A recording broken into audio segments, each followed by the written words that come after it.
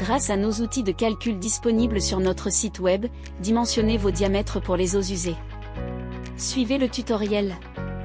Cet outil de calcul vous aidera à déterminer le bon diamètre pour les canalisations enterrées. Comme pour tout outil de calcul, vous pouvez saisir ici les informations générales de votre projet comme son nom et sa description. Nous précisons que les valeurs de calcul et les formules que nous utilisons ont été déterminées sur la base de la norme belge et des informations techniques décrites.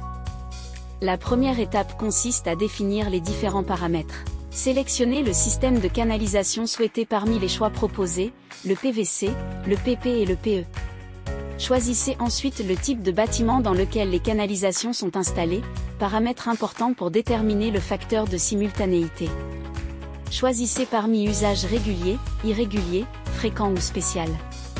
Le taux de remplissage des canalisations lors du dimensionnement des tuyaux EU est fixé par défaut à 50%. Après avoir sélectionné toutes les variables, il vous suffit d'indiquer le type de tuyau de descente et le nombre de gaines nécessaires. En entrant le nombre de gaines nécessaires aux équipements, vous voyez immédiatement l'adaptation de la valeur totale des unités de raccordement ou DU, du débit correspondant et du diamètre en fonction de la pente sélectionnée. Dans cet exemple, nous supposons qu'il y a deux conduits distincts.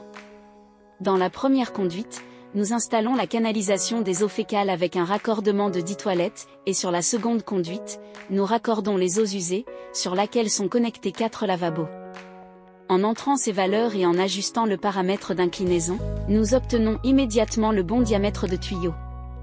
Nous constatons ainsi qu'avec une pente inférieure à 1,5%, les eaux fécales peuvent être transportées dans un tuyau de diamètre 110, et qu'en dessous d'une pente de 1%, les eaux usées peuvent également être acheminées avec un tuyau de diamètre 110.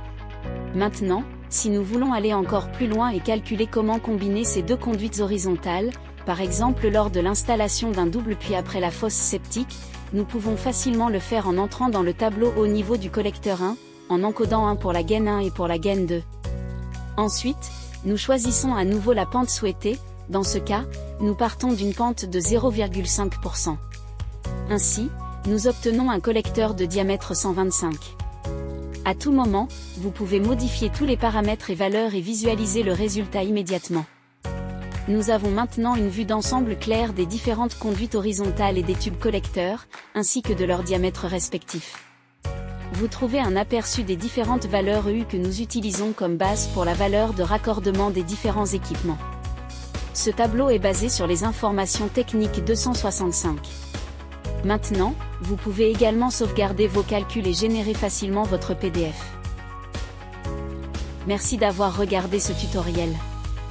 Pour toute question, contactez nos équipes en utilisant les données figurant sur notre site web et n'oubliez pas de jeter un coup d'œil à nos autres vidéos.